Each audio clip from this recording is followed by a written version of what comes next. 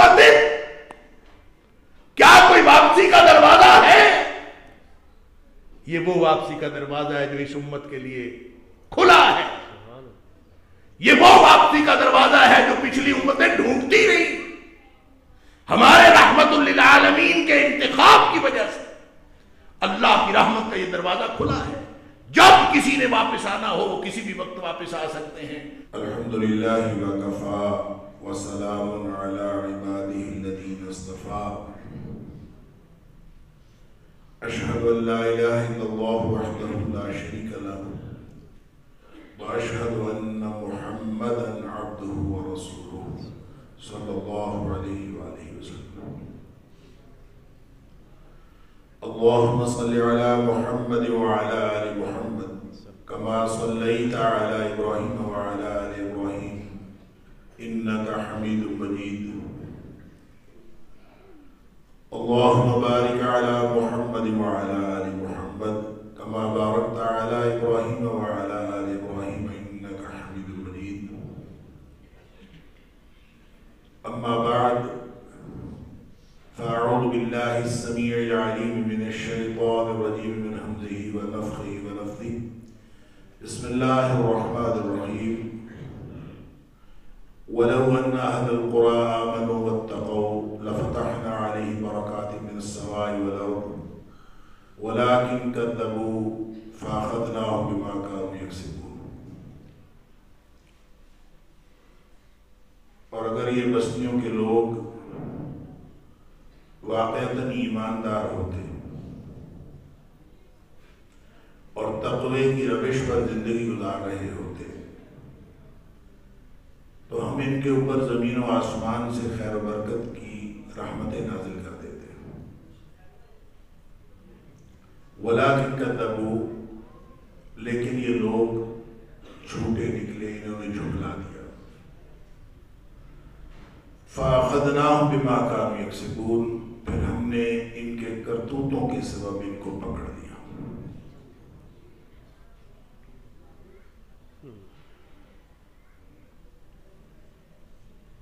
امت مسلمہ آج کل پوری دنیا میں جس ذب و حالی کا شکار ہے،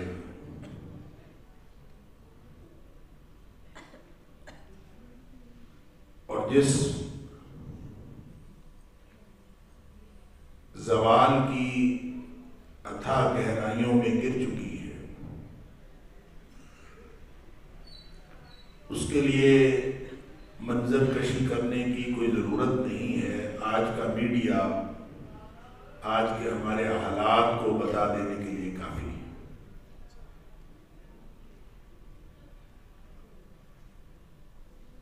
مسئلہ یہ نہیں ہے کہ امت زوال کا شکار ہے، مسئلہ یہ ہے کہ ہمیں احساس نہیں ہے کہ ہم زوال کا شکار ہو چکے ہیں، اور ہمیں یہ بھی نہیں احساس کہ ہمیں کیا کرنا چاہیے اور کیا ہم کریں گے تو پھر ہمارا زوال عروج میں بدل سکتا ہے، ہماری یہ خراب حالت پھر سے تبدیل ہو سکتی ہے، یا شاید ہم سمجھنے کی کوشش بھی نہیں کرتے۔ اللہ اکبر! کسی شاعر نے کہا تھا کہ حادثے سے بڑھ کر سانحہ یہ ہوا کہ لوگ ٹھہرے نہیں حادثہ دیکھ کر،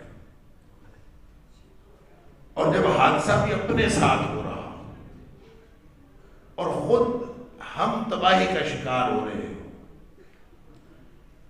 تو کیسا طرفہ تماشا ہے کہ کسی کو احساس نہیں کہ یہ جو کچھ ہو رہا ہے یہ ہمارے ساتھ ہو رہا ہے۔ اللہ اکبر! امت ویسے بچی ہی کہاں ہے؟ امت کے تو 57 ٹکڑے ہم نے کر لیے نیشن سٹیٹس کے نام پر، قومی ریاستوں کے نام پر۔ یہ تو ایک جسم تھا، نبی پاک صلی اللہ علیہ وسلم کے فرمان کے مطابق اس جسم کے کسی ایک حصے میں تکلیف ہوتی، مسلمان سارے کے سارے ایک جسم کی مانند تھے، اور ایک حصے میں تکلیف ہوتی تو پورا جسم جو ہے اس کی وجہ سے بخار میں مبتلا ہو جاتا تھا۔ تو آج ہمیں کسی ایک حصے کی تکلیف کا احساس نہیں ہوتا، کیونکہ پہلے ہی ہمارے اس جسم کے 57 ٹکڑے کر دیے گئے۔ اس وقت امت 57 ٹکڑوں میں بٹی ہوئی ہے، تو جس جسم کے 57 ٹکڑے پہلے ہی ہو چکے ہیں، اس جسم کو جسم ہونے کا ہی احساس کیسے ہو سکتا ہے؟ اور اس کو یہ کیسے احساس ہو سکتا ہے کہ ہم پھر سے ایک امت بن جائیں اور پھر سے ہمیں کسی کی تکلیف ہو؟ تکلیف ہوتی نہیں۔ فلسطین میں کیا ہو رہا ہے؟ اللہ اکبر!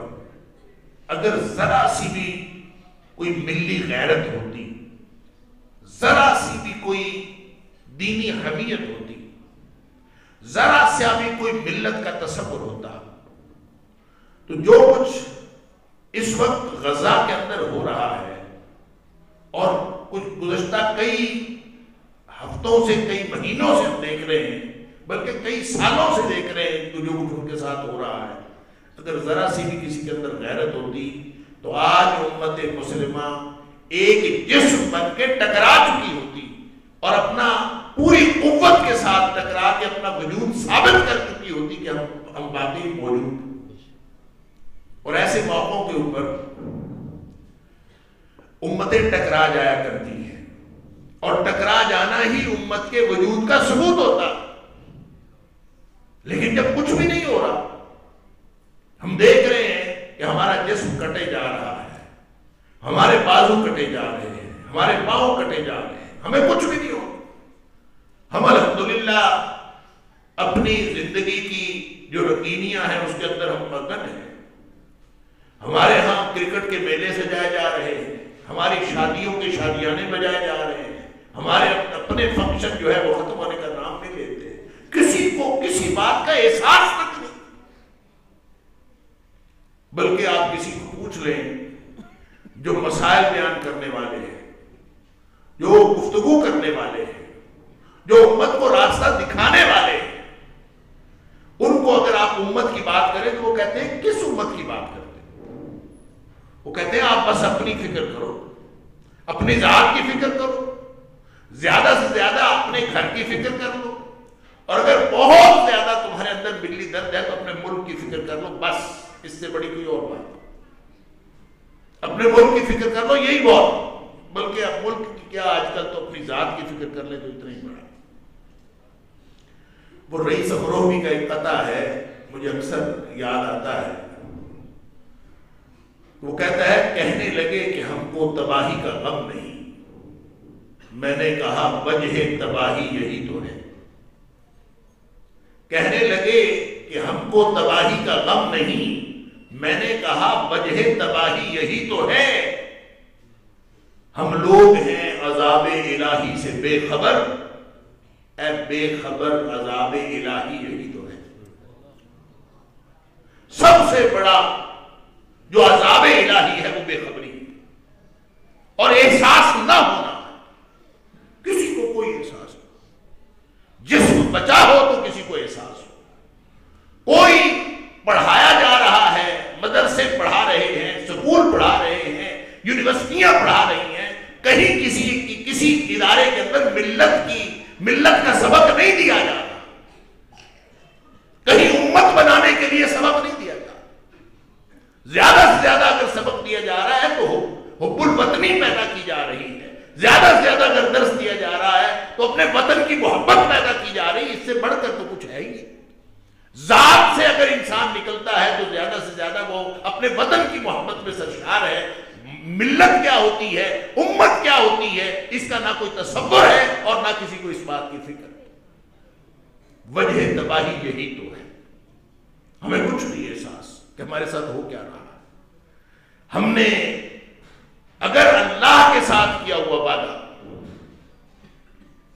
ملت بنتی ہے کلمے کی بنیاد پر، اور کلمہ کیا ہے؟ جب ہم مسلمان بنتے ہیں تو زندگی میں ایک دفعہ اگر کلمہ پڑھ لیا جائے نا، اشہد و کلمہ شہادت اس کو کہتے ہیں، ایک دفعہ کافی. علماء نے لکھا ہے ایک دفعہ کلمہ شہادت پڑھ لینا کافی. باقی ساری زندگی اس کو ثابت کرنے میں گزرتی ہے. اگر آپ نے یہ کہا ہے کہ اشہد ان لا الہ الا اللہ وحدہ لا شریک لہ واشہد ان محمدا عبدہ ورسولہ، تو باقی ساری زندگی آپ کو ثابت کرنے میں گزرے گی کہ آپ واقعتاً اپنے اللہ کے علاوہ کسی کو الہ نہیں سمجھتے اور نبی اکرم صلی اللہ علیہ وسلم کے علاوہ کسی کو آپ رسول نہیں سمجھتے، جب تک آپ اس طرح کی اپنی زندگی نہ گزارو جو آپ کے کلمہ شہادت کو ثابت کرے، اور آپ تو اپنے مسلمانی کو ثابت کرنے کے قابل نہیں. پڑھا چاہے ایک دفعہ ہے. اعلان ہم نے کیا تھا کہ آج کے بعد جب کوئی شخص مسلمان ہوتا ہے تو وہ ملت اسلامیہ کا رکن بن جاتا ہے، اس کی فوراً رجسٹریشن ہو جاتی ہے، وہ امت کا رکن بن جاتا ہے. وہ وعدہ کیا کرتا ہے؟ وہ وعدہ یہ کرتا ہے اشہد ان لا الہ الا اللہ، اللہ میں گواہی دیتا ہوں کہ اللہ کے علاوہ کوئی الہ نہیں. کیا مطلب؟ وہ یہ طے کرتا ہے، اللہ کے ساتھ وعدہ کرتا ہے کہ اللہ آج سے پہلے میں زندگی اپنی مرضی سے گزارتا تھا، آج میں کلمہ شہادت پڑھ کے یہ وعدہ کرتا ہوں کہ آج کے بعد زندگی میں اپنی مرضی سے نہیں گزارتا. زندگی میری گزرے گی تو اللہ کے حکموں کے تحت گزرے گی اور نبی اکرم صلی اللہ علیہ وسلم کی تعلیمات کے مطابق. وہ یہ وعدہ کرتا ہے. مسلمان ہونا اس بات کا اعلان ہے. اللہ اکبر. وہ شہادت کلمہ شہادت پڑھا ہے نا، تو اب اس کو شہادت دینی پڑے گی. ساری زندگی اس کی شہادت ہے، اس کی گواہی ہے کہ وہ اس بات کی گواہی دے اللہ اکبر کہ میں نے کلمہ پڑھا ہے، اس کا کردار اس کی گواہی دے. اور ویسے بھی جس کو ہم شہادت کہتے ہیں نا کہ وہ شہید ہو گیا، ہم موت کو شہادت کہتے ہیں کہ جو فوت ہوتا ہے اللہ کی راہ میں لڑتا ہوا شہید ہو جائے، ہم کہتے ہیں یہ شہید. شہید کا مطلب کیا ہے؟ وہ گواہ ہو گیا. کس بات پر؟ کبھی غور کیا؟ شہادت کی اصل میں موت نہیں ہوتی، اصل میں شہادت کی زندگی ہوتی ہے.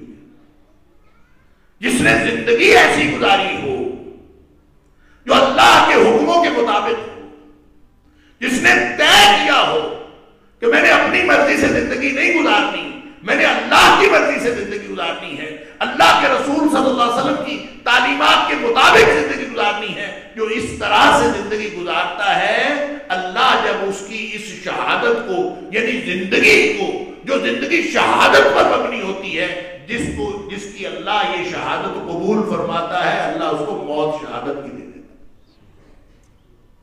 تو اصل میں زندگی شہادت. سنا نہیں ہے کہ نبی پاک صلی اللہ علیہ وسلم نے فرمایا کہ جس شخص کا یہ دل کرے، اس کی چاہت ہو، اس کی خواہش ہو اور وہ یہ کر سکے، تو اس کو چاہیے کہ وہ اپنی موت مدینے میں آنے کا بندوبست کرے. کس چیز کا بندوبست کرے؟ موت کا. تو موت کسی کے ہاتھ میں ہے؟ موت تو کسی کے ہاتھ میں نہیں ہے. تو اس کا مطلب ہے اپنی زندگی مدینے میں گزارنے کا بندوبست کرے. جب وہ زندگی مدینے میں گزارنے کا بندوبست کرے گا تو موت تو اللہ کے ہاتھ میں ہے. زندگی گزارے تو اصل میں شہادت کی زندگی ہوتی ہے. ہم نے جو کلمہ شہادت پڑھا ہے، جس نے ہمیں ملت اسلامیہ کا، امت مسلمہ کا رکن بنایا ہے، وہ دراصل تقاضا اس بات کا کرتا ہے کہ ہماری پوری زندگی امت کے لیے اور ملت کے لیے جد و جہد میں گزرے. ہم نے وہ کردار ادا نہیں کیا، نہ میں نے ادا کیا، نہ آپ نے ادا کیا. ہم سب انڈیویجولز، ہم سب انفرادی سطح پر، اور یہ 57 اسلامی ملک جو نیشن سٹیٹ ہیں، اصل میں قومی ریاستیں ہیں. یہ ملت نہیں ہے. ملت کو ٹکڑے ٹکڑے کیا گیا ہے، اور ٹکڑے ٹکڑے کر کے یہ جو 57 اسلامی ملک ہوں یا انفرادی طور پر،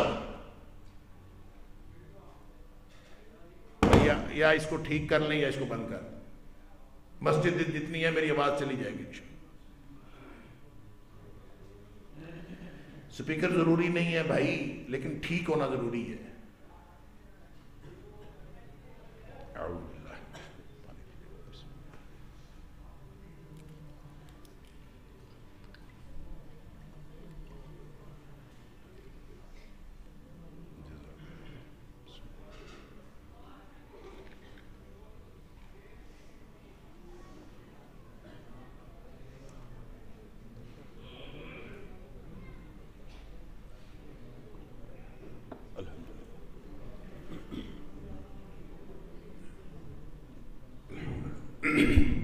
تو وہ پوری زندگی جو ہم نے شہادت دینی تھی انفرادی سطح پر بھی اور اجتماعی سطح پر بھی، اس کے بارے میں اللہ کا قرآن تبصرہ فرماتا ہے۔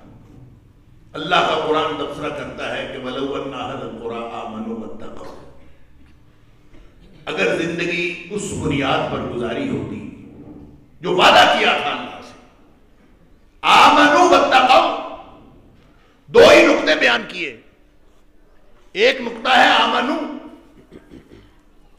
ایمان رکھتے ہوتے، اور ایمان کیا ہے؟ ایمان مرکب چیز، اس کے اجزاء ہے، سارے اجزاء کے اوپر ایمان ہوتا، اور کسی اجزاء پر ایمان ناقص نہ ہوتا، اور پھر اس کے مطابق عمل ہوتا، کیونکہ الایمان هو العمل، ایمان کرنے کا کام ہے۔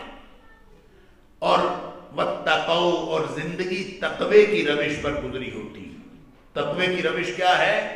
وہ چاہے خارجہ پالیسی بن رہی ہو، چاہے داخلہ پالیسی بن رہی ہو، چاہے انفرادی سطح پر انسان اپنی زندگی کے معاملات طے کر رہا ہو، تقوی یہ ہوتا ہے کہ انسان ہر لمحہ یہ سوچے کہ مجھ سے کوئی چھوٹے سے چھوٹا کام ایسا سرزد نہ ہو جائے جو اللہ کی ناراضگی کا باعث بن سکتا ہے، اور کوئی چھوٹے سے چھوٹا کام ایسا ہونے سے رہ نہ جائے جو اللہ کی خوشنودی کا باعث بن سکتا ہے۔ اس نقطے پر، اس ترجیحی نقطے پر جس شخص کی زندگی گزر رہی ہے وہ شخص متقی ہے، وہ تقوی والی زندگی گزار رہا ہے۔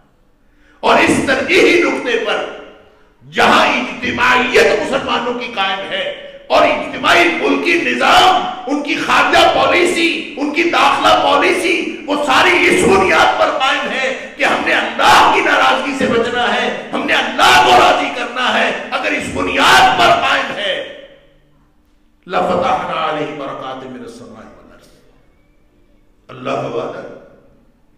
بس یہ دو شرطیں تم پوری کر دیتے تو اللہ فرماتا ہے زمین و آسمان سے خیر و برکت کی بارش کر دیتے،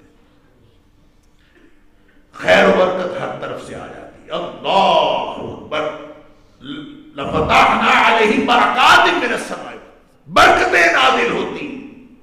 اور برکت کیا ہوتی ہے؟ برکت کے اندر دو خوبیاں ہوتی ہیں، دو خصوصیات ہوتی ہیں۔ ایک خصوصیت یہ ہوتی ہے کہ وہ سراسر خیر ہوتی ہے، اور دوسری خصوصیت یہ ہوتی ہے کہ وہ سراسر خیر ہر وقت بڑھتی رہتی ہے۔ خیر کا پہلو اور اس میں بڑھوتری کا پہلو، ہر وقت اضافے کا پہلو، یہ دو چیزیں شامل ہوتی ہیں تو وہ برکت ہوتی ہے۔ ہم جب کہتے ہیں نا مبارک ہو، تو مبارک ہونے کا مطلب یہ ہے، ہم اس کو دعا دے رہے ہوتے ہیں کہ یہ جو تمہارا کام ہے اس میں اللہ کرے سراسر خیر ہو اور خیر میں ہر وقت اضافہ ہوتا رہے۔ جب ہم کہتے ہیں کہ فلاں کام مبارک ہو تو اس کے بارے میں ہماری دلی تمنا ہوتی ہے کہ اس میں خیر ملے اور خیر کے اندر اضافہ ہوتا چلا جائے۔ لہذا ہر جگہ، ہر دھرتی، ہر وقت، ہر لہجہ، ہر عمل، ہر قوم جس کو ہم مبارک کہتے ہیں، ہمارے دل میں یہ دونوں تمنائیں ہوتی ہیں۔ اللہ فرماتا ہے تم دو شرطیں پوری کر لو، یہ خیر و برکت ہم تمہارے اوپر زمین و آسمان سے نازل فرماتے ہیں۔ زمین سے بھی خیر نکلے گی، آسمان سے بھی خیر نازل ہوگا، لیکن تم اپنی شرط پوری کرو۔ اب آپ پوری 57 اسلامی ملکوں کا آئین دیکھ لیجئے، آپ ساری 57 اسلامی ملکوں کا طرز عمل دیکھ لیجئے، ان کی خارجہ داخلہ پالیسیاں دیکھ لیجئے، کیا وہ ایمان اور تقوی کی بنیاد پر قائم ہوتی؟ اگر وہ نہیں ہوتی تو پھر ہم اللہ سے شکوہ کس بات کا کرتے؟ اللہ اکبر۔ وہ جو حضرت ثوبان رضی اللہ تعالیٰ عنہ والی روایت ہے کہ نبی پاک صلی اللہ علیہ وسلم نے فرمایا تھا کہ ایک وقت آئے گا کہ تمہارے اوپر ساری قومیں اس طرح ٹوٹ پڑے گی جیسے بھوکے کھانے کے پر ٹوٹ پڑے گی۔ اللہ اکبر۔ صحابی پوچھتا ہے اللہ کے رسول صلی اللہ علیہ وسلم، من قلت نحن یومئذ، ہم اس دن بڑی تھوڑی تعداد میں ہوں گے اس لیے لوگ ہمارے اوپر ٹوٹ پڑے. فرمایا نہیں وَلَٰكِنَّكُمْ يَوْمَئِذٍ كَثِيرٌ. اس وقت تم بڑی تعداد میں ہوں گے. اللہ اکبر. اس وقت تو تمہاری اربوں میں تعداد ہوگی. اللہ اکبر. تعداد بڑی ہے لیکن تمہاری حیثیت یہ ہوگی غثان.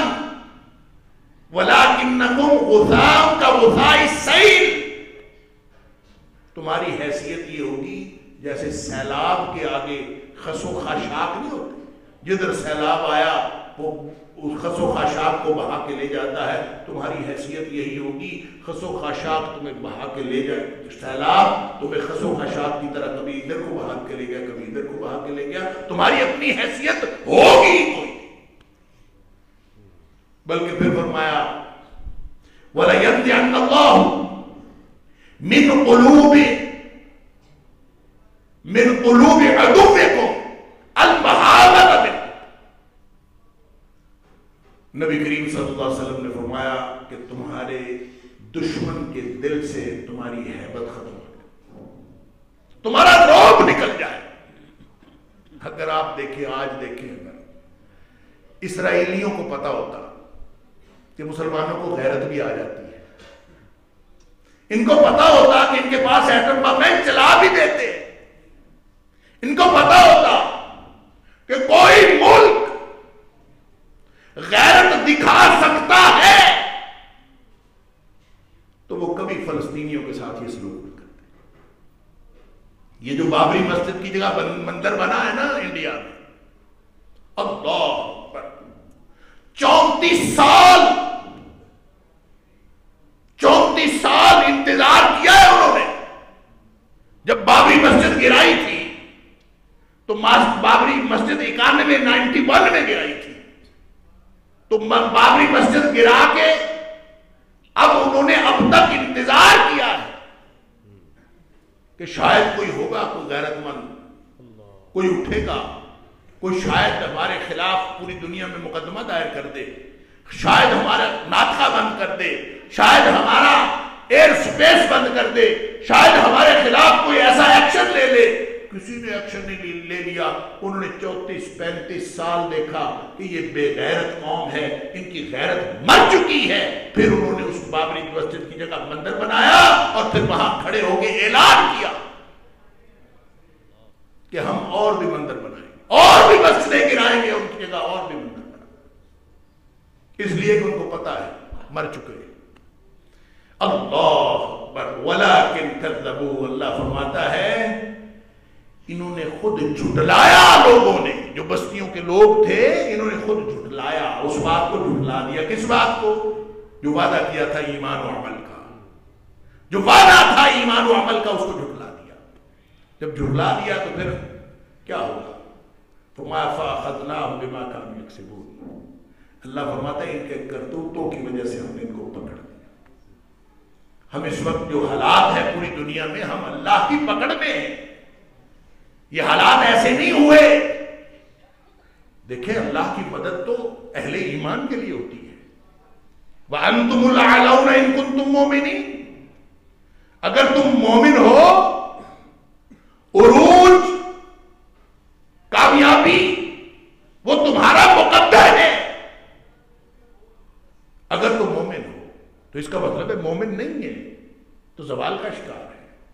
اور پھر ایک اور بھی بات سمجھ لیجئے کہ پوری دنیا میں جتنے کافر ہیں, جتنی مشرک قومیں ہیں, وہ اسباب کی بنیاد پر جیت سکتی ہیں, وہ افرادی قوت کی بنیاد پر کامیابیاں حاصل کر سکتی ہیں.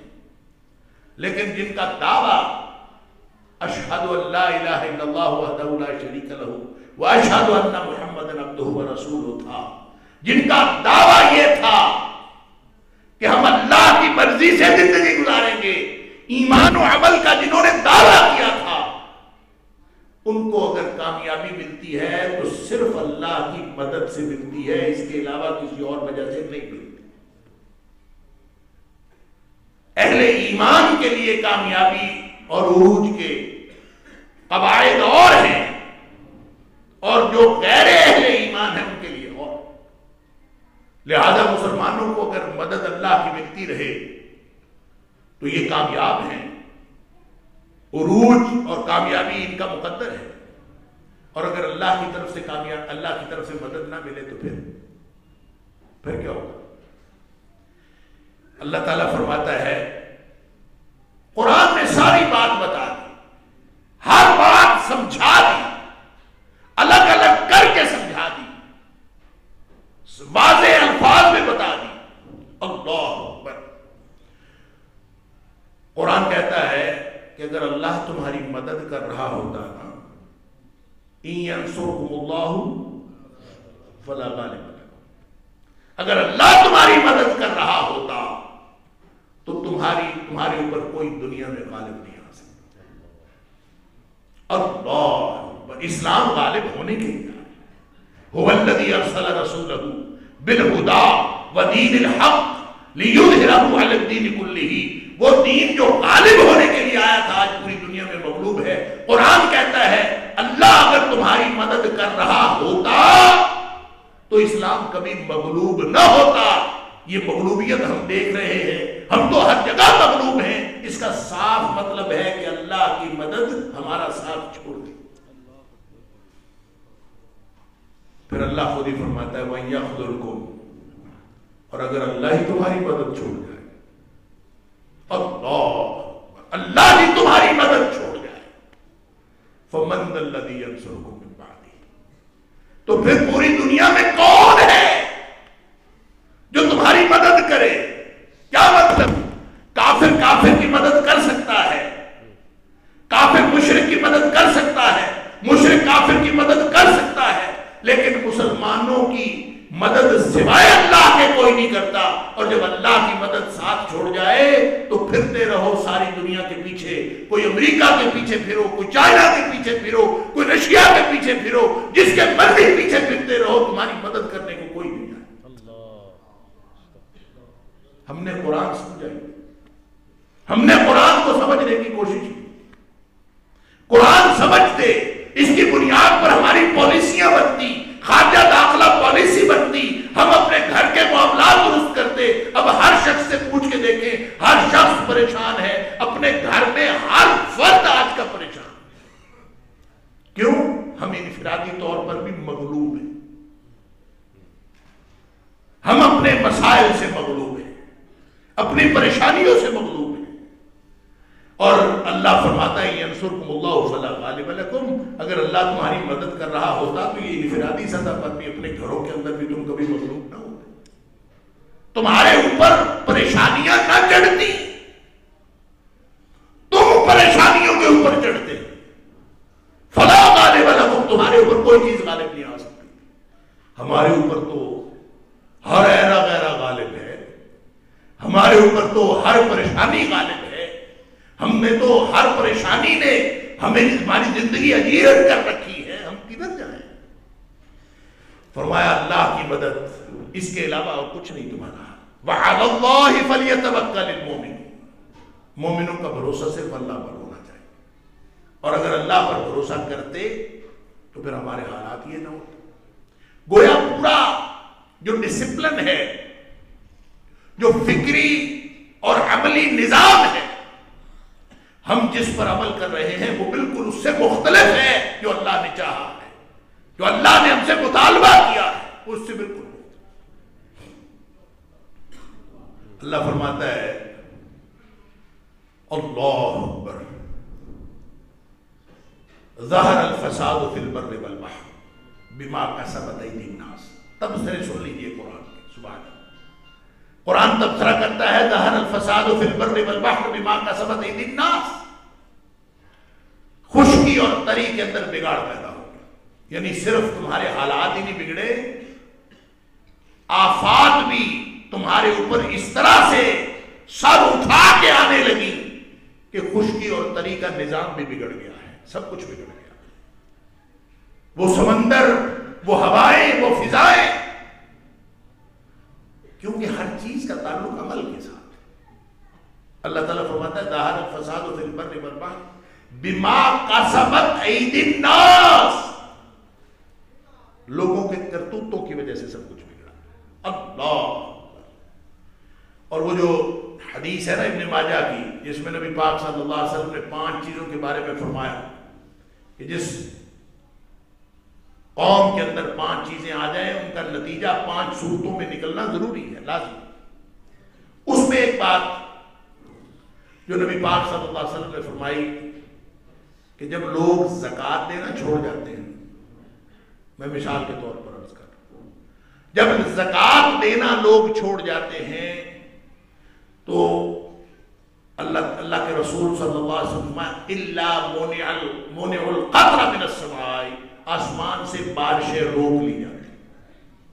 لوگ زکوٰۃ نہیں دیتے، اللہ بارش روک لیتا، عمل کے ساتھ ڈائریکٹ تعلق ہے.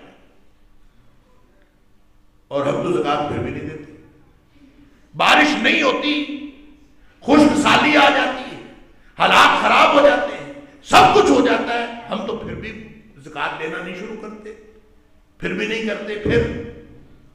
پھر بھی بارش ہو جاتی ہے، ہم بڑے خوش ہوتے ہیں بارش ہو گئی. اللہ اکبر. اللہ کے رسول صلی اللہ علیہ وسلم نے فرمایا وَلَوْلَا الْبَرَائِمُ لَمْ يُمْطَرُوا، یہ جو کبھی کبھار بارش ہو جاتی ہے یہ جانوروں کی وجہ سے ہو جاتی ہے، یہ تمہاری وجہ سے نہیں ہوتی. تمہارے کرتوت ایسے ہیں کہ کبھی قیامت تک بارش نہ ہوتی. وَلَوْلَا الْبَهَائِمُ، اگر یہ جانور نہ ہوتے، جاندار نہ ہوتے تو کبھی بھی تمہارے اوپر بارش ہی نہ ہوتی، بارشیں بالکل ہی ختم ہو جاتی. کہ کبھی کبھار بارش ہو جائے، انسان سمجھتا ہے کہ میری وجہ سے بارش ہوئی ہے، بارش تو جانوروں کی وجہ سے، جانوروں کی وجہ سے ہونے والی بارش سے مستفید انسان ہوتا ہے. اللہ. تو ظاہر الفساد فی البر والبحر بما کسبت ایدی الناس، یہ جو کچھ بگاڑ پیدا ہوا ہے یہ کوئی اوپر سے نہیں آیا، یہ کوئی ادھر ادھر سے نہیں آیا، کسی نے مسلط نہیں کیا، ہم نے اپنے کرتوتوں کے سبب اپنے اوپر مسلط کرایا ہے. اپنے کیے ہوئے یہ سارے اپنے ہی اعمال ہیں، اپنے ہی کرتوت. بما کسبت ایدی الناس. لیکن ان ساری باتوں کے باوجود جو خوشی کی بات ہے وہ یہ ہے کہ اللہ فرماتا ہے لِيُذِيقَهُمْ بَعْدَ الَّذِي عَمِلُوا لَعَلَّهُمْ يَرْجِعُونَ. خوشی کی بات یہ ہے کہ اللہ فرماتا ہے کہ یہ تو ایسے ہی نا بعض اعمال کا تھوڑا سا بدلہ چکھایا ہے، عذاب نہیں آیا.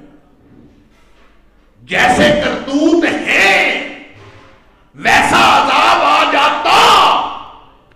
اللہ اکبر. وَلَوْ يُؤَاخِذُ اللَّهُ النَّاسَ بِمَا كَسَبَتْ أَيْدِيهِمْ، اگر جتنا بما کسبوا، جتنا کرتوت لوگوں نے کیے ہیں، اگر اللہ لوگوں کو پکڑ لیتا ما ترک علی ظہرها من دابۃ، اللہ فرماتا ہے پھر روئے زمین پر تمہیں کوئی جاندار چلتا نظر نہ آتا. اتنا بڑا عذاب اللہ کا تھا. اللہ. تو یہ عذاب نہیں آیا، ہم پھر بھی چلتے پھر رہے ہیں، پھر بھی زندگی گزار رہے ہیں، پھر بھی اللہ کا نام لے لیتے ہیں، پھر بھی مسجدوں میں آ جاتے ہیں، پھر بھی مسجدیں آباد ہیں، پھر بھی تقریریں کر سن لیتے ہیں. یہ سب کچھ پھر بھی ہو رہا ہے. اللہ فرماتا ہے لِيُذِيقَهُمْ بَعْدَ الَّذِي عَمِلُوا لَعَلَّهُمْ يَرْجِعُونَ. یہ تو تھوڑا سا چکھایا ہے تاکہ یہ تھوڑا سا بدلہ چکھ کے ان کی واپسی کی امید بن جائے. لَعَلَّهُمْ يَرْجِعُونَ، یہ واپس آئے. یہ ہے وہ امید کی بات کہ اگر ہم واپس آ جائیں تو اللہ نے واپسی کا دروازہ رکھا ہے. سبحان اللہ. اور یہ جو واپسی کا دروازہ باقی ہے یہ بھی شکر کرے، یہ بھی اللہ کی رحمت ہے اور رحمت للعالمین کا انتخاب ہے. اللہ کی رحمت ہے اور رحمت للعالمین کا انتخاب ہے کہ جو واپسی کا دروازہ ابھی کھلا ہے. अल्लाह। नबी अकरम सल्लल्लाहु अलैहि वसल्लम खुद फरमाते हैं, एक दफ़ा कुफार मक्का ने नबी पाक सल्लल्लाहु अलैहि वसल्लम से मुतालबा कर दिया था कि आप अपने अल्लाह से कहें कि ये सफ़ा की पहाड़ी सोने की बन जाए। आप अपने अल्लाह से दुआ करें, ये सफ़ा की पहाड़ी सोने की बन जाए। अगर ये बन गई तो हम सारे मुसलमान हो गए, हम सारे मोमिन बन गए। अब देखें, अल्लाह का जो नबी होता है उसका तो मतवा नजर ही होता है कि लोग जहन्नम से बचकर जन्नत में जाने वाले बन जाए। लिहाजा नबी पाक सल्लल्लाहु अलैहि वसल्लम ने अल्लाह से दुआ कर दी कि या अल्लाह तू सफा की पहाड़ी सोने की बना दे।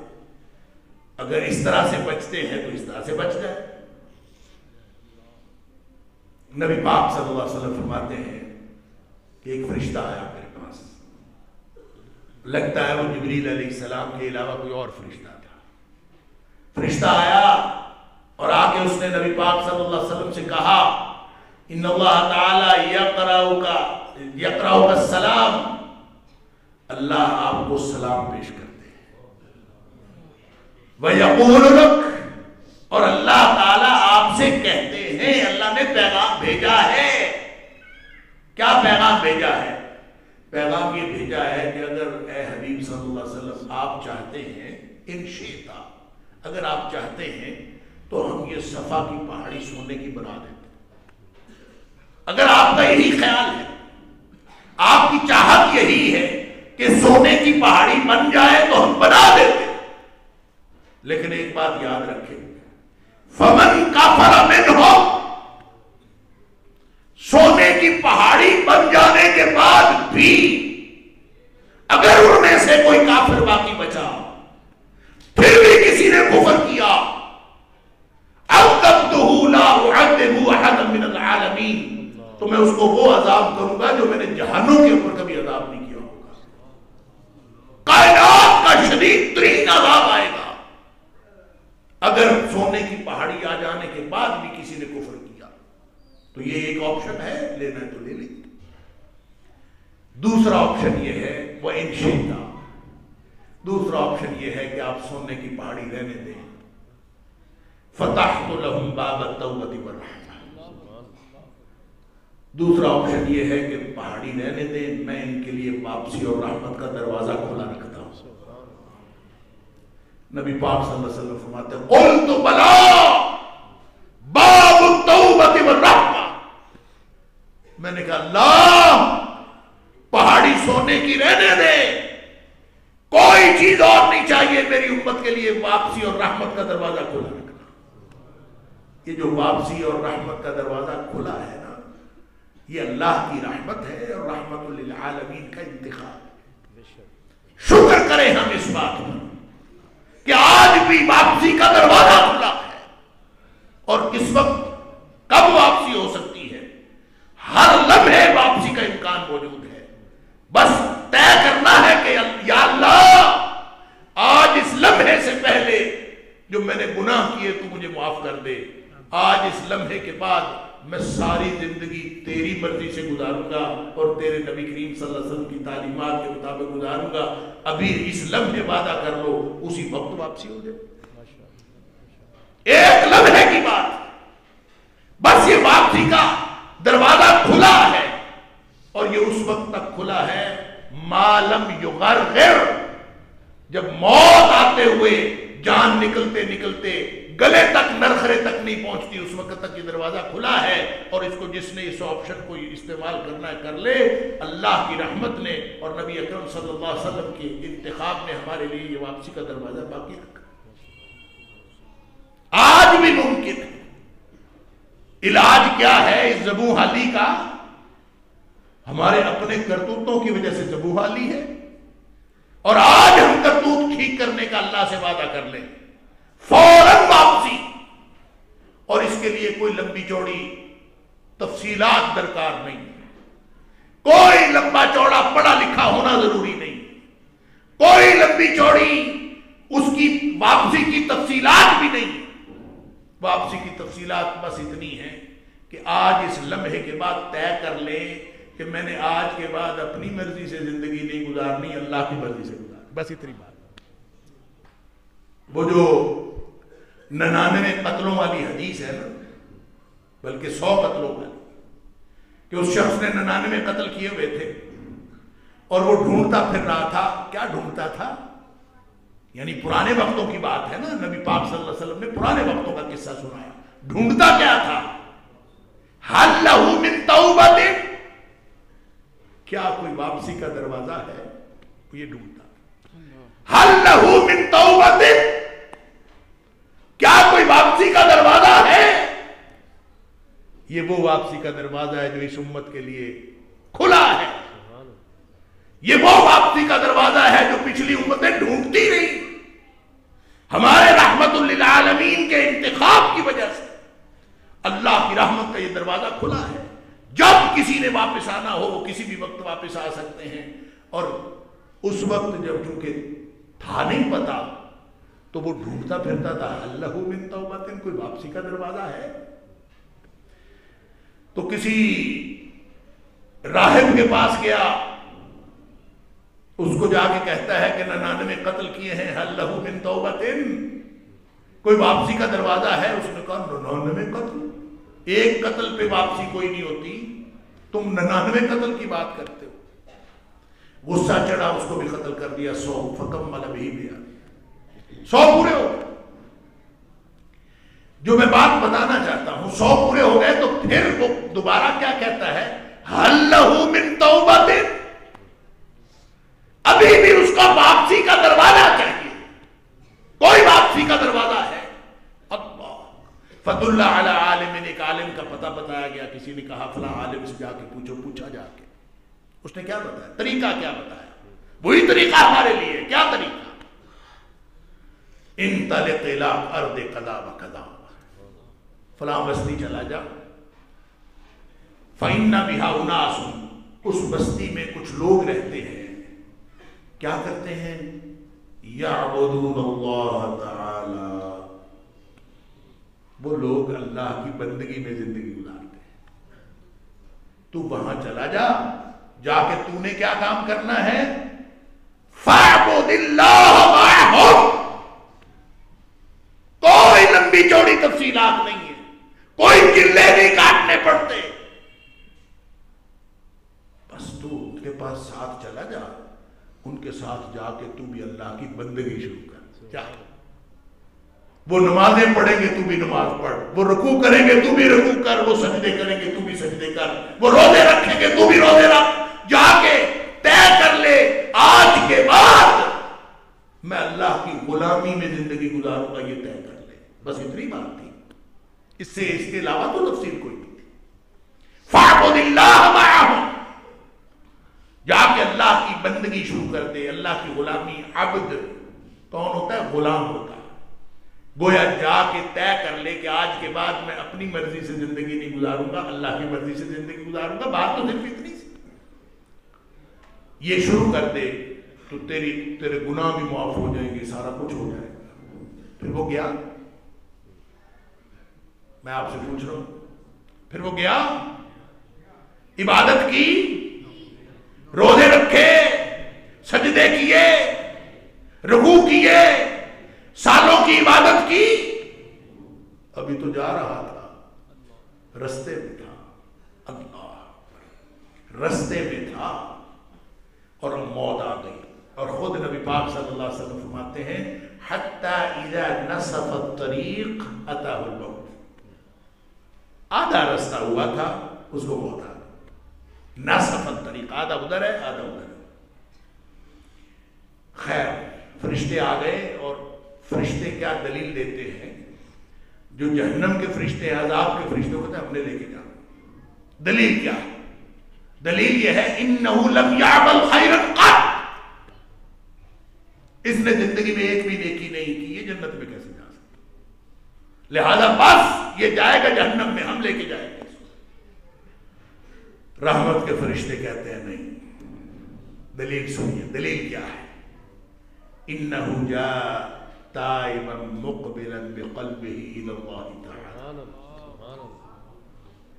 مسئلہ یہ نہیں ہے کہ اس نے نیکی کی ہے، اس نے طے کر لیا ہے کہ آج اس کی واپسی ہو گئی ہے.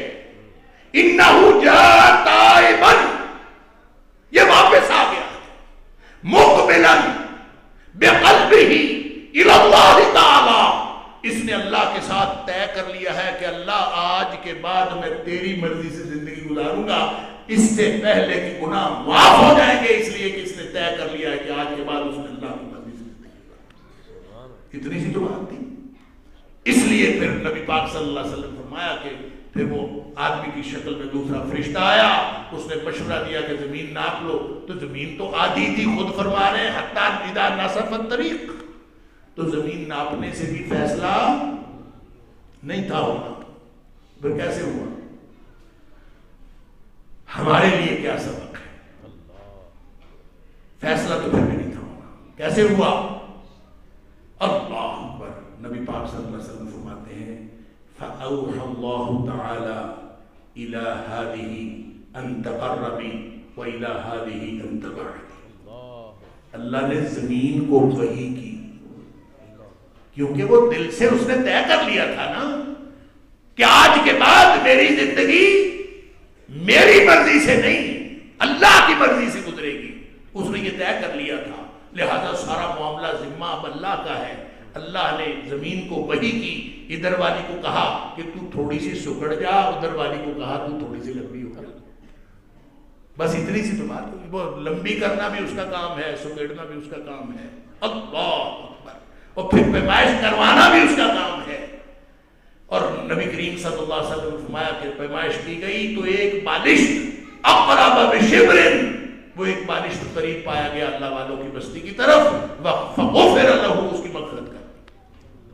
لہذا آج میں نے اور آپ نے یہ طے کرنا ہے، ابھی اس لمحے یہ طے کرنا ہے کہ اللہ آج سے پہلے کی زندگی جتنی ہماری گزر گئی تو ہمیں معاف کر دے، تو معاف کرنے والا ہے۔ ہم تجھ سے معافی مانگتے ہیں دل سے، لیکن آج کے بعد ہم تجھ سے وعدہ کرتے ہیں۔ اللہ اکبر۔ وہ حدیث سن لیجئے آخر پہ، جس میں نبی اکرم صلی اللہ علیہ وسلم نے فرمایا اذا تبایعتم بالعینہ واخذتم اذناب البقر ورضیتم بالزرع، یہ ہمارے حالات کی نشاندہی کی ہے کہ جب تمہارے حالات یہ ہوں کہ تمہاری زندگیاں مادیت پرستی میں گزر رہی ہو، تبایعتم بالعینہ، اپنے اپنے کاروبار، واخذتم اذناب البقر رضیتم بالزرع، میری کاشتکاری ٹھیک چل رہی ہے، میرا کاروبار ٹھیک چل رہا ہے، ایک دوسرے سے پوچھتے بھی تو ہے، تو پوچھتے کیا ہے؟ کیا کرتا ہے؟ تعارف کیا ہوتا ہے؟ یہ جی میرا بیٹا ہے، کیا کرتا ہے؟ بس اسی سے سمجھ آتی ہے، نوکری کرتا ہے، کتنی تنخواہ لیتا ہے، کاروبار کرتا ہے، کتنا کماتا ہے، بھائی اس کے علاوہ تو ہمارا تعارف ہی ختم ہو۔ ہمارا ایک دوسرے سے تعارف یہ ہے، کرتا کیا ہے۔ جب پتہ چل جائے کہ ذرا موٹی سامی ہے تو تعارف کے بعد حالات بہتر ہو جاتے ہیں، تعارف اچھا ہو جاتا ہے، تعلقات اچھے ہو جاتے ہیں، مگر نہ کوئی، یہی تو ہے۔ اذا تبایعتم بالعینہ واخذتم اذناب البقر ورضیتم بالزرع، جب تمہارے حالات یہ ہو جائیں نا کہ سارے کے سارے مادیت کی سرگرمیاں بس اور کچھ نہ، وترکتم الجہاد، اور جو دین کے لیے مر مٹنے کا جذبہ تھا وہ ختم ہو گیا۔ جب یہ حالات ہو جائیں، دین کے لیے کون مر مٹتا؟ دین ہماری پہلی ترجیح نہیں رہا۔ جب یہ حالات ہو جائیں تو نبی کریم صلی اللہ علیہ وسلم نے فرمایا سلط اللہ علیکم ذلًا، اللہ تمہارے اوپر ذلت و رسوائی مسلط کر دے گا۔ کون مسلط کر دے گا؟ اللہ۔ تو پھر دنیا میں یہ IMF آ جائے، فلاں آ جائے، فلاں ملک کے ساتھ تعلقات بہتر ہو جائیں، UAE اتنے پیسے دے دے، سعودی عرب یہ کر دے، فلاں کر دے، یہ نکل سکتی ہے اس میں سے کبھی؟ ہم اس جو مسلط کی ہے اللہ نے، وہ ساری دنیا ہمارے ساتھ آ کے کھڑی ہو جائے، ہمارا فائدہ نہیں کر سکتی۔ اللہ، یہ عقیدہ تو نبی کریم صلی اللہ علیہ وسلم نے بچپن میں سکھایا تھا ابن عباس کو، ابھی 10 سال کے لڑکے تھے، ان کو عقیدہ سکھایا تھا کہ بیٹے ساری دنیا تیرا فائدہ کرنا چاہے، اللہ نہ چاہے تو تیرا فائدہ نہیں کر سکتا۔ اور ساری دنیا اکٹھی ہو جائے تیرا نقصان کرنے کے لیے، اللہ نہ چاہے تو تیرا نقصان نہیں ہو سکتا۔ نقصان فائدہ اللہ کے ہاتھ میں۔ لہذا جس نے مسلط کیا ہے، سلط اللہ علیکم ذلًا، اللہ تمہارے اوپر ذلت و رسوائی مسلط کر دے گا۔ اب جس نے مسلط کی ہے وہی واپس کرے گا تو واپس ہوگی نا۔ تو فرمایا لا ینزعہ، وہ واپس نہیں کرے گا، حتی ترجعوا الی دینکم، جب تک تم اپنے دین کو پہلی ترجیح نہیں بناؤ گے، اس وقت تک جب تک دین کی طرف واپس نہیں آؤ گے، اس وقت تک یہ ذلت و رسوائی ختم نہیں ہو سکتی۔ ہم اپنے حکمرانوں کو داخلہ خارجہ پالیسی بنانے کے لیے دین کی بنیاد پر داخلہ خارجہ پالیسی بنانے کے لیے مجبور نہیں کر سکتے، تو کم از کم اپنے آپ کو، اپنی زندگیاں تو دین کے مطابق کرنے پر اپنے لیے بااختیار ہیں کہ نہیں؟ لہذا جتنا لا یکلف اللہ نفسا الا وسعها، اللہ نے قانون یہ بنایا ہے کہ جتنی ہمارے اندر استطاعت ہے اتنے ہی ہم سے پوچھا جائے گا، اس کے لیے تیار ہو جائیں۔ میں اور آپ سب اللہ سے وعدہ کر لیں، اللہ آج سے پہلے کے گناہ تو معاف کر دیں، اور آج ہم تجھ سے وعدہ کرتے ہیں کہ جتنی زندگی باقی ہے، وہ چند لمحے ہے، یہ چند سال ہے، وہ صرف تیری مرضی سے گزرے گی، اپنی مرضی سے نہیں گزرے گی۔ ہم اللہ سے وعدہ کر لیں، جب ہمارا یہ اللہ سے وعدہ ہو گیا تو پھر امید نہیں، یقین ہے کہ انشاءاللہ ہمارے حالات بدل جائیں گے۔ وآخر دعوانا الحمدللہ۔